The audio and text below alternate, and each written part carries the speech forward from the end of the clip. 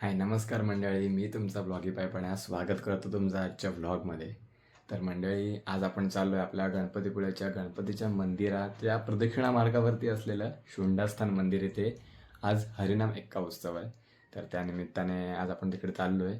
तर या व्लॉगमध्ये तुम्हाला त्या पूर्ण पूजेची मांडणी वगैरे ओव्हरऑल तुम्हाला आजचा हा कार्यक्रम कसा असतो हे तुम्हाला आज ह्या व्हिडिओच्या माध्यमातून दाखवतो.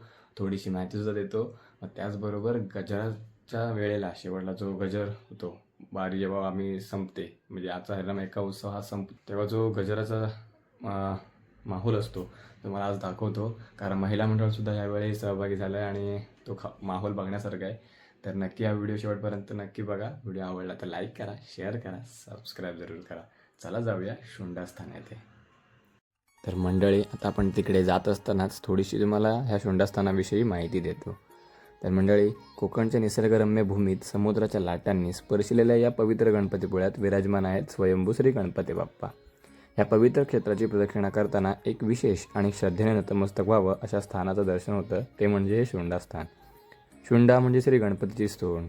गणपतीपुळ्यातील श्रींच्या पवित्र क्षेत्राशी जोडलेलं हे स्थान भक्तांच्या श्रद्धेचं आणि भक्तिभावाचं एक सुंदर प्रतीक मानलं जातं.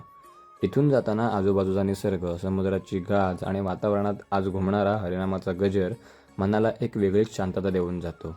आज हरिनाम एक्का उत्सवाच्या निमित्ताने हे संपूर्ण वातावरण भक्तिमय झालं आहे. आज टाळ मृदुंगाचा नाद, मुखातून निघणारा हरिनाम आणि गणरायाच्या चरणी लीन झालेले भक्त आज तुम्हाला पाहायला मिळते.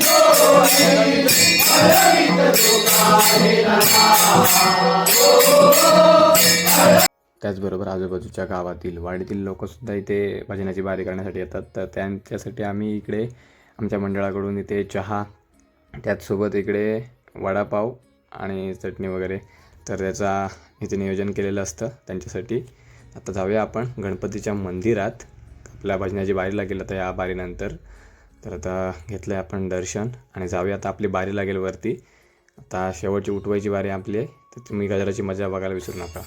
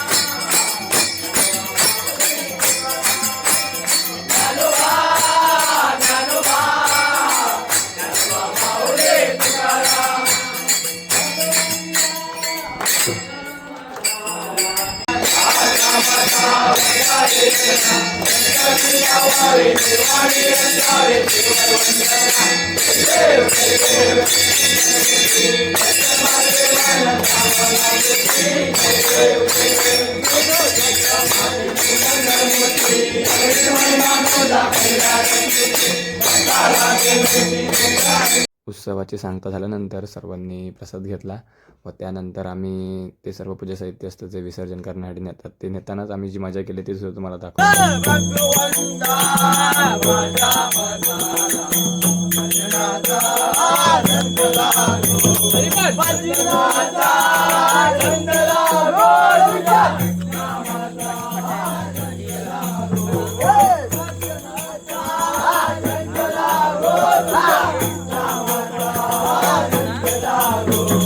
भगवंता माझ्या मना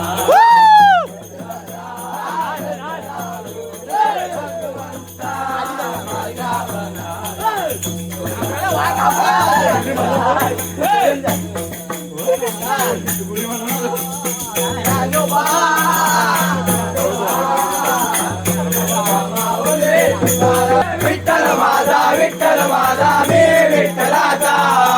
विठ्ठल माझा, विठ्ठल माझा, मी विठ्ठलाचा.